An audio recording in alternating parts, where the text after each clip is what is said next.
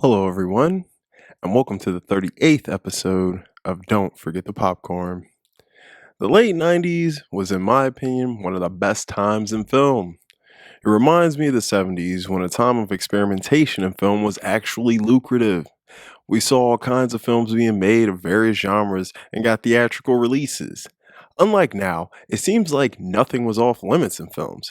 Racy jokes, toilet raunchy humor, and what some would call insensitivity against many different groups of people. But something about this time period is golden, and writers and creators of art didn't feel repressed or held back. And as fans of art, and particularly the medium of film, this is likely one of your favorite periods of time.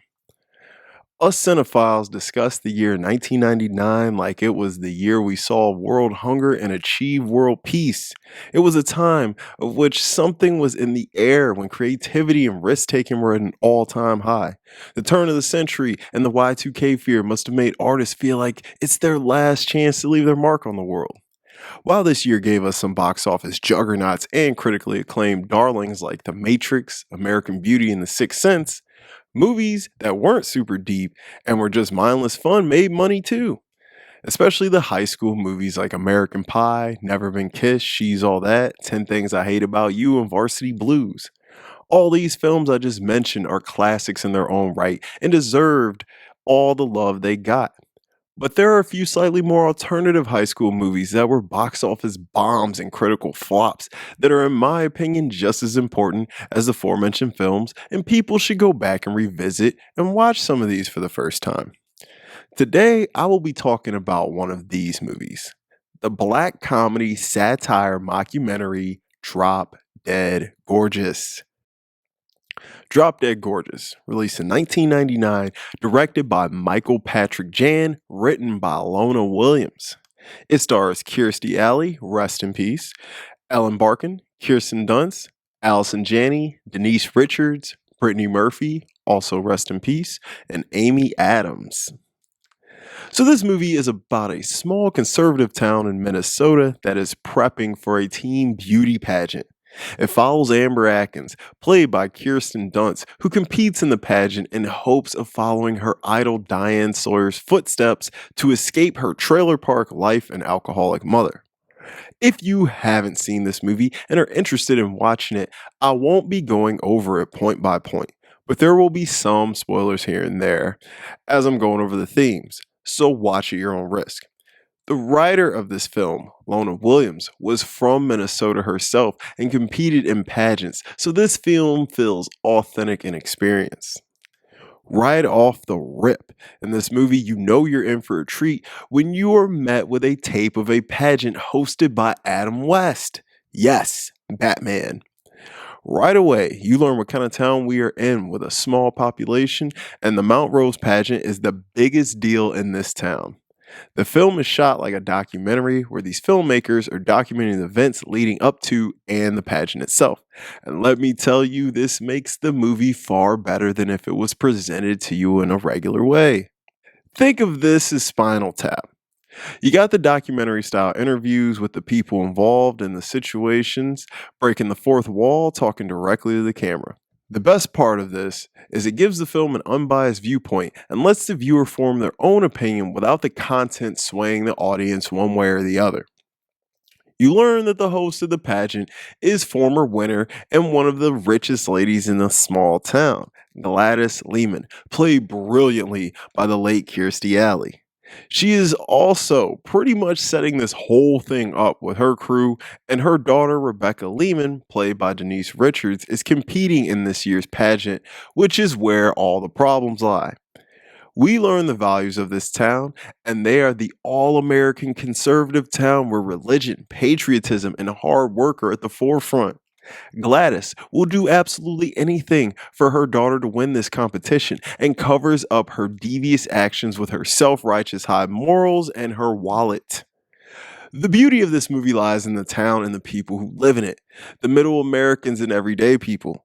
You have the people in the trailer parks who are looked down on by the more fortunate, the super religious dog loving families, the promiscuous girl in town, the offbeat Asian family with the adopted white daughter, the girl with the deaf parents, the family who loves their son far more than their daughter, All of these groups have a kid or someone of their group competing in the pageant.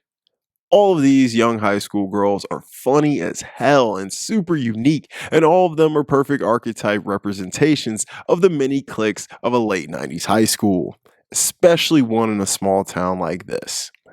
This pageant is super low budget, with most of the people involved in running it piecing stuff together as they go.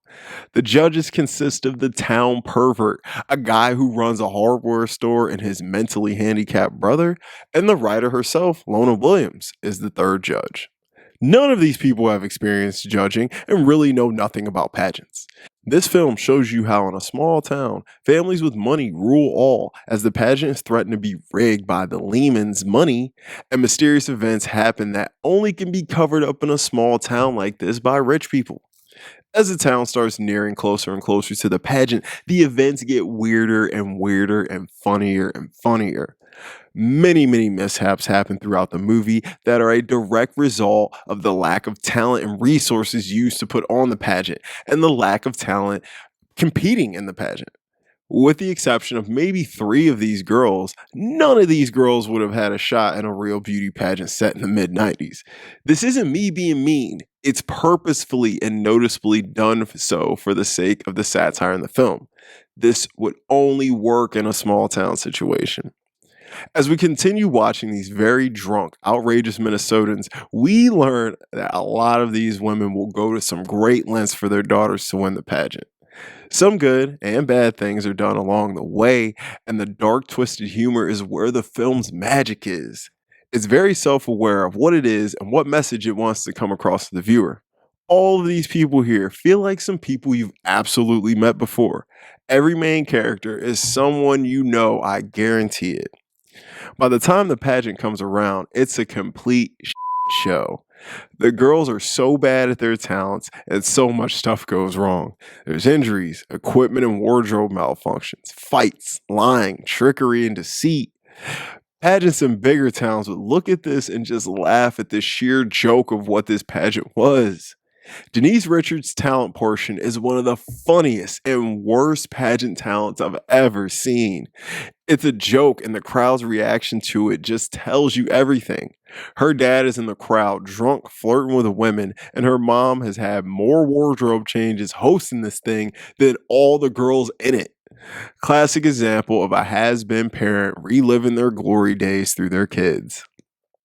As the pageant comes to a close, we get some results that aren't shocking, especially in the way the events unfold. We get the town's point of view on the results, and we see this movie conclude in a rather unexpected way, but one that is quite satisfying and darkly humorous, to the point where one may question their own morality at laughing at some of these things. The beauty in this dark satire is that I believe it offers a mirror onto ourselves to evaluate our own status in life, and is it one you are comfortable with and can cope with? We see a little bit of ourselves in a lot of these characters, the good and bad of them, and this film has real Americans in it. If you are an American, this movie will likely strike a chord in you, offering you an outward reflection of this land that, in one way or another, we all have helped shape with our actions, morals, and beliefs. It shows us the vanity that we all possess, whether it be large or small scale, through all of these different character types. Because we can all relate to one or more of them, or a collective of few. I myself saw a little bit of me in each young female, the good and bad traits. This film, at its core, is a view of the American way in the mid 1990s, and a standard that most of the people who don't live in big cities lived by. The stuff you usually don't see in movies, because typically in movies, we don't get the more conservative points of views, especially if it's set in a more modern setting. That alone makes this movie a standout. The authenticity shown through this pageant and the honesty it holds in this documentary style give this movie a unique edge, and is why I believe it has achieved cult status over these years. It's a funny take on pageant moms, middle America, and pure vanity. It's well directed and very well acted, with great performances from every player involved. I myself particularly enjoyed Amy Adams and Brittany Murphy. They were freaking hilarious, as Amy Adams was a promiscuous, dim-witted cheerleader in an early role for her, and is probably one of her most underrated. And Brittany Murphy playing the silly, ditzy, artsy girl with the gay brother who her parents don't know is gay, even though it's painstakingly obvious. That point is important to her arc, which is why I bring it up. The real show stealers, though, are Ellen Barkin, Kirstie Allen, and Allison Janney and Denise Richards.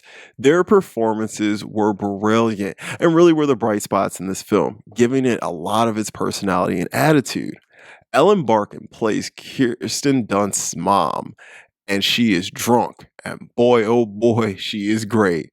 Allison Janney plays Ellen Barkin's promiscuous, also drunk best friend.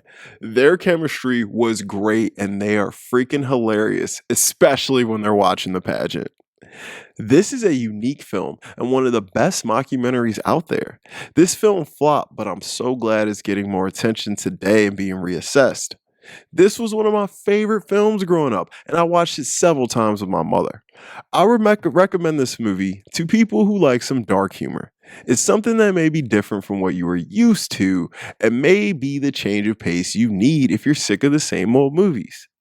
It is currently streaming on HBO Max, and overall, without a biased opinion and my own nostalgia for it, I will give Drop Dead Gorgeous a 7.8 out of 10. Guys, thank you so much for watching my in-depth review of this film.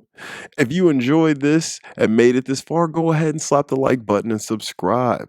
Let me know if there's a film you'd like to hear me review more in-depthly. I will be back next week, and don't forget the popcorn.